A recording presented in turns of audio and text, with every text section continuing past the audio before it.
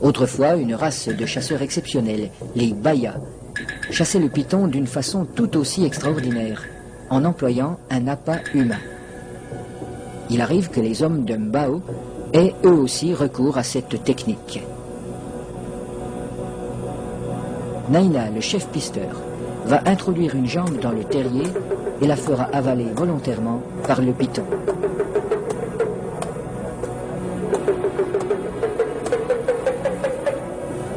Il est indispensable de posséder le remède qui a été fourni par le sorcier.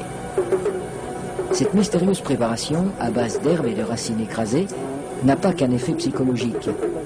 Elle a le pouvoir d'attirer le serpent tout en protégeant la jambe du pisteur. Le remède agit encore comme un lubrifiant. En imprégnant un tissu qui entoure la jambe, il facilite sa pénétration dans la gueule du reptile.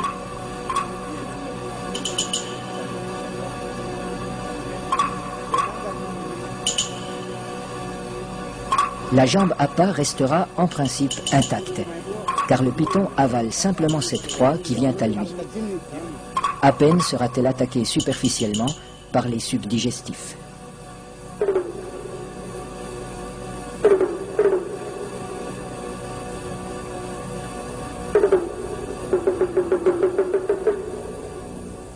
Cette chasse n'est pas sans risque. Un python particulièrement puissant pourrait entraîner l'homme dans son repère. La jambe restée à l'extérieur limite ce danger, mais le pisteur court le risque d'être désarticulé.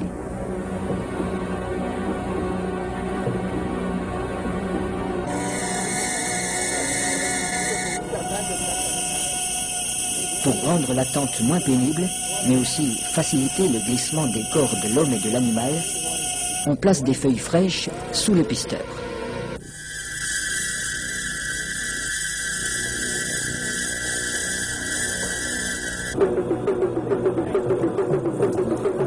Sa jambe est déjà avalée au-delà du genou quand il commande qu'on le tire en arrière.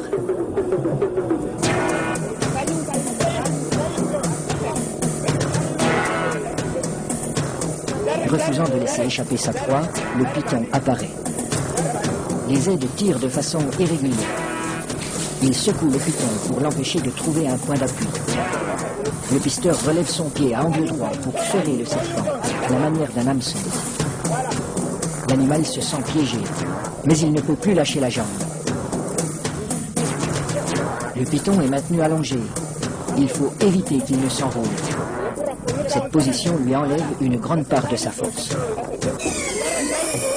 Pour dégager sa jambe, Naina déchire la gueule du python au couteau.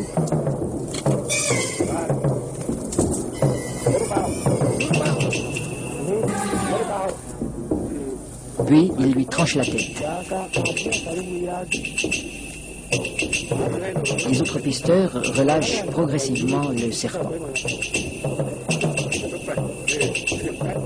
Dans un premier temps, le corps décapité reste inerte. Puis apparaissent des ondulations nerveuses de plus en plus puissantes.